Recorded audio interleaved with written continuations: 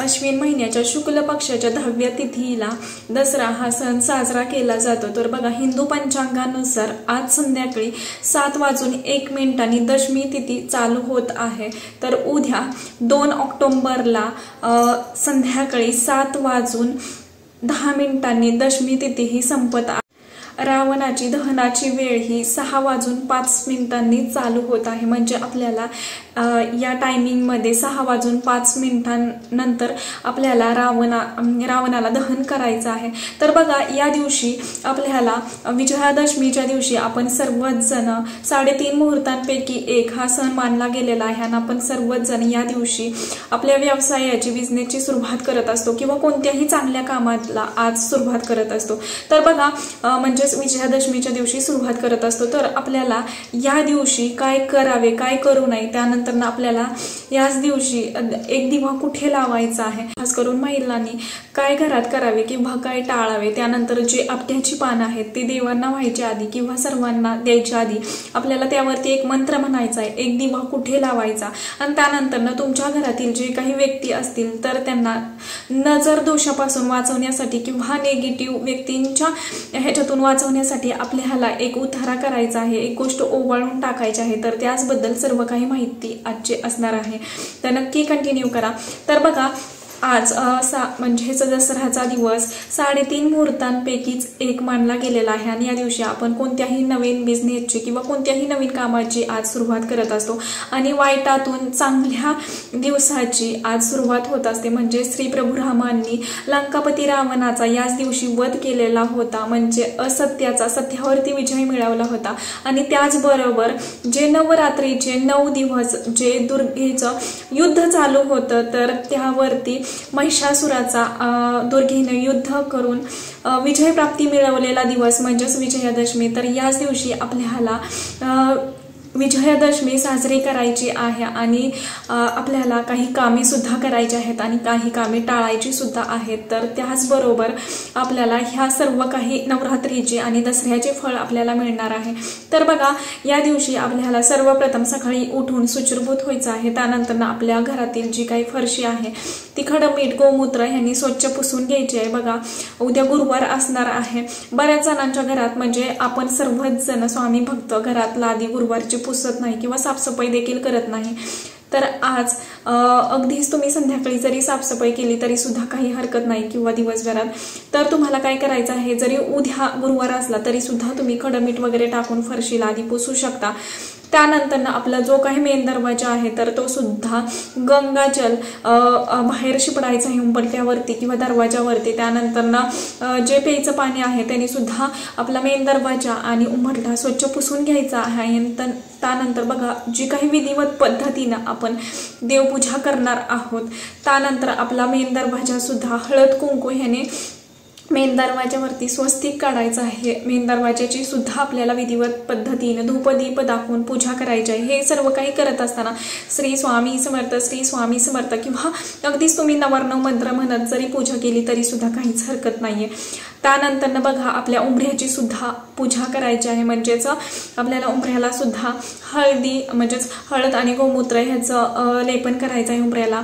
लक्ष्मी पावले गोपद्म त्यानंतर जे काही आपल्याला एक रांगोळी तिथं काढायची आहे मेन दरवाजाच्या समोर। आपल्या मेन दरवाजाला सुद्धा तोरण लावायचं आहे। बघा आपण जे काही शोचं तोरण असतो तर ते तो लावतच असतो, पण या दिवशी जे झेंडूची फुले आणि जे काही आंब्याचे पानं असतात तर त्याचं तोरण आपल्याला या दिवशी आपण सर्वच जण लावत असतो आणि ते तोरण लावल्यानंतर आपले जे काही गाड्या आहेत वाहन आहेत तर ते सुद्धा स्वच्छ धुवायचे आहेत। बघा त्यानंतर याच दिवशी आपल्याला उतारा सुद्धा करा म्हणजेच आपल्या घरातील व्यक्तींवरून हे सुद्धा करायचं आहे की काही तुरटी घ्यायची आहे आपल्याला। बघा जर तुमच्या घरात 2-3 जेवढ्या व्यक्ती असतील बघा एका व्यक्तीसाठी एक तुरटी घ्यायची आहे आणि ती त्या व्यक्तीला आपल्या देवघरासमोर उभं करायचं आहे। बघा हे उपाय आपल्याला संध्याकाळीच करायचे आहेत। संध्याकाळच्या टायमिंगला आपल्याला हा उतारा म्हणजेच ओवाळून टाकायचा ही वस्तू। एक तुरटी घ्यायची आहे एका व्यक्तीसाठी, त्यानंतर त्या व्यक्तीच्या डोक्यापासून ते खाली असं क्लॉकवाईज आपल्याला ती तुरटी उतारा करून टाकायची आहे आणि एक सकारात्मक एक पॉझिटिव्ह विचार करत म्हणजे मनात ठेवायचा आहे की जी काही माझ्या घरातील व्यक्तींना नजरबाधा लागलेली आहे किंवा दोष निगेटिव्ह विचार लागलेले आहेत तर ते दूर व्हावे, त्यासाठी आपल्याला मनोमन प्रार्थना करत तो उद्धारा करायचा आहे। आणि त्याचबरोबर आपल्या कुलदेवीचा मंत्र किंवा स्वामी समर्थ महाराजांचा मंत्र म्हणत 7 वेळा उद्धारा करायचा। त्यानंतर ती तुरटी एका वाटीत ठेवायची। त्यानंतर बाकीचे जे काही व्यक्ती असतील तुमच्या घरात तर त्या व्यक्तींवरून सर्वांवरून एक एक तुरटी घ्यायची आहे। 5 व्यक्ती असतील तर 5 तुरट्या घ्यायच्या आहेत। ते उद्धारा करून झाल्यानंतर बघा जी काही तुरटी आहे तर ते आपल्याला आपल्या घराच्या मागच्या साईडला टाकून द्यायची आहे। बघा फ्लॅट सिस्टीम मध्ये सुद्धा आपल्याला असं होतं की आपल्याला ते तुरटी बाहेर टाकता येत नाही किंवा ओलांडता येत नाही। त्यामुळे आपल्याला जर शक्य नसेल तर तुम्ही नक्कीच एखाद्या झाडाखाली किंवा अशा ठिकाणी टाका की जिथं कोणीही ती तुरटी ओलांडणार नाही, अशी काळजी घेऊनच आपल्याला तो उपाय करायचा आहे। त्यानंतर बघा जी काही आपली दिवसभराची सेवा आहे बघा, या दिवशी आपण सरस्वतीचं पूजन करणार आहोत। त्याचबरोबर हत्यार जे शस्त्र आहेत तर त्याची आपण पूजा करणार आहोत, पूजा मांडणी करणार आहोत। त्याचबरोबर आपले जे काही ग्रंथ असतील घरातील त्यातून आपल्याला ज्ञान मिळतं किंवा मुलांची वह्या पुस्तकं तर त्याची सुद्धा आपल्याला या दिवशी विधिवत पद्धतीने पूजा करायची आहे। त्यानंतर बघा त्यावरती सुद्धा आपल्याला हळदी कुंकू अक्षदा झेंडूचं फूल त्यानंतर आपट्याची पाने हे सर्व काही वाहून घ्यायचं आहे। आणि बघा मागच्या देखील व्हिडिओमध्ये मी तुम्हाला जसं की सांगितलं होतं की तुम्हाला शमीचं झाड जर भेटलं तर नक्कीच त्याची सुद्धा पूजा करायची आहे, कारण या दिवसाला शमीच्या झाडाची पूजा करण्याला सुद्धा तेवढंच महत्त्व सांगितलेलं आहे जेवढं की आपण आपट्याची पाने घरी आणून स्वामी महाराजांना किंवा इतरत्र देवांना वाहत असतो किंवा बाकीच्या सर्वांना देत असतो, त्याच पद्धतीनं शमीच्या पानाचं सुद्धा तेवढंच महत्त्व आहे। ते सुद्धा तुम्ही विधिवत पद्धतीने घरी आणून पूजा करू शकता, दिवा लावू शकता तिथं देखील। त्यानंतर हळदी कुंकू अक्षदा वाहून आपल्याला विधिवत पूजा करायची आहे।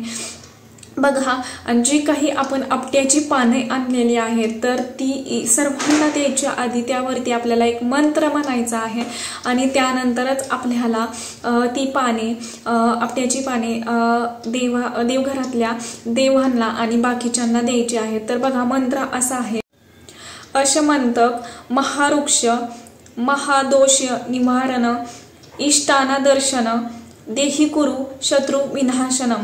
हा मंत्र आपल्याला आधी ते जे काही आपण आपट्याची पानं आणलेली आहेत त्यावरती आपल्याला हा मंत्र एकदा म्हणायचा आहे आणि त्यानंतर आपल्याला देवांना किंवा बाकीच्यांना सुद्धा ही पानं आपट्याची पानं द्यायची आहेत। सुरुवातीला हा मंत्र म्हणायचा आहे आणि त्यानंतर बघा संध्याकाळी किंवा सकाळी जेव्हा आपण सर्व काही विधिवत उंबऱ्याची वगैरे पूजा करतो सकाळी उंबऱ्याच्या शेजारी सुद्धा अगदीच कोणत्याही साईडला तुम्ही दक्षिणेला दिव्याचं तोंड येणार नाही अशा ठिकाणी म्हणजेच आपल्याला उंबऱ्याजवळ एक तुपाचा दिवा लावायचा आहे, शुद्ध गाईचा तुपाचा दिवा लावायचा आहे। त्यानंतर धूप तिथं लावायचा आहे किंवा अगदीच अगरबत्ती। त्यानंतर जर दोन्ही टाइम शक्य झालं सकाळी किंवा संध्याकाळी तरी दोन्ही टाइम तुम्ही लावू शकता किंवा अगदीच जरी संध्याकाळी लक्ष्मी येण्याच्या टायमिंगला जरी तुम्ही आपल्या मेन दरवाजाच्या तिथं एक तुपाचा दिवा धूप लावलं तरी सुद्धा काही हरकत नाहीये। तर ह्यानी आपल्यावरती लक्ष्मीची माता लक्ष्मीची कृपा राहते, आपल्या आई कुलदेवीची कृपा राहायला नक्कीच मदत होते आणि हा 3.5 मुहूर्तांपैकी एक शुभ दिवस असल्यामुळे आपल्याला हे सर्व काही सेवा उपाय या दिवशी करायच्याच आहेत। आणि वडिलांनी सुद्धा आपल्या मुलांच्या जिभेवरती एक मंत्र ओम हा मंत्र लिहायला विसरायचं नाही जेव्हा आपण सरस्वतीचं पूजन करतो त्यावेळेस। त्यानंतर बघा सर्व काही आपण करणारच आहोत, पण त्याचबरोबर आपल्याला दसऱ्याच्या दिवशी जे काही चुका आपल्याकडून होतात तर त्या करायच्या नाहीयेत। तर बघा आपण जे काही सेवा करतो, जे काही सोनं खरेदी करतो किंवा जे काही शुभ वस्तू आपण घरात आणणार आहोत तर बघा त्या आणण्याला सुद्धा आपल्याकडून जर काही चुका होत असतील तर त्या वस्तूंना किंवा जी काही सेवा केलेली आहे तर त्यांना काहीच महत्त्व राहत नाही। कारण बघा आपण एवढी काही सेवा करतो, एवढे उपाय करतो, पण आपल्याकडून नकळत काही चुका जर होत असतील तर त्या सेवेला किंवा त्या उपायाला सुद्धा काही अर्थ राहत नाही। आणि उद्याचा तर एवढा शुभ दिवस मानला गेलेला आहे, त्यामुळे ह्या चुका नक्कीच टाळा। तर चुका कोणत्या आहेत तर बघा दिवसभर अगदीच की आपल्याला सणासुदीची लगबग असणार आहे, जे काही देवीचा मानपान असेल तर तो करायचा आहे किंवा बाकीच्या सेवा असतील त्या करायच्या आहेत।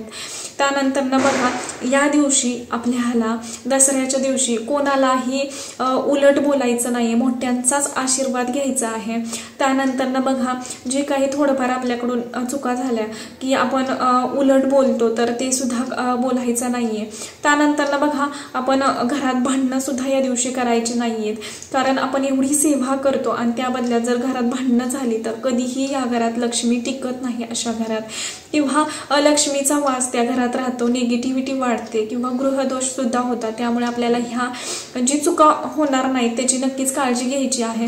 त्यानंतर बघा आपल्याला या दिवशी धूम्रपान वगैरे करायचं नाहीये किंवा बऱ्याच घरात मांसाहार केला जातो आणि उद्या तर गुरुवार आहे बघा, शस्त्र पूजा करायच्या टायमिंगला जो नैवेद्य दाखवला जातो तर तो या दिवशी तरी नक्कीच करू नये, कारण 3.5 मुहूर्तांपैकी एक मुहूर्त मानला गेलेला आहे आणि त्या दिवशी सात्विकच जेवण करायला हवं असं शास्त्रात सांगितलेलं आहे। त्यानंतर आपल्याला कोणालाही वाईट बोलायचं नाहीये किंवा कोणाची फसवणूक सुद्धा आपल्याला या दिवशी करायची नाहीये किंवा आपण जरी बाहेर गेलो तरी सुद्धा कोणत्या वस्तू आपण घ्यायला गेलो तर नक्कीच कुठल्या ना कुठल्या मार्गाने आपली फसवणूक होत असते, तर ती सुद्धा फसवणूक म्हणजे कोणीच कोणावर करू नये। किंवा अगदीच या दिवशी आपल्याला बघा उसने पैसे सुद्धा कोणाला द्यायचे नाहीयेत किंवा कोणाकडून घ्यायचे सुद्धा नाहीयेत, कारण हा दिवस लक्ष्मी प्राप्तीचा सुद्धा खूप मोठ्या प्रमाणात मानला गेलेला आहे। त्यामुळे या दिवशी आपल्याला उधार सुद्धा द्यायचे नाहीयेत आणि कोणाकडून उसने सुद्धा घ्यायचे नाहीयेत,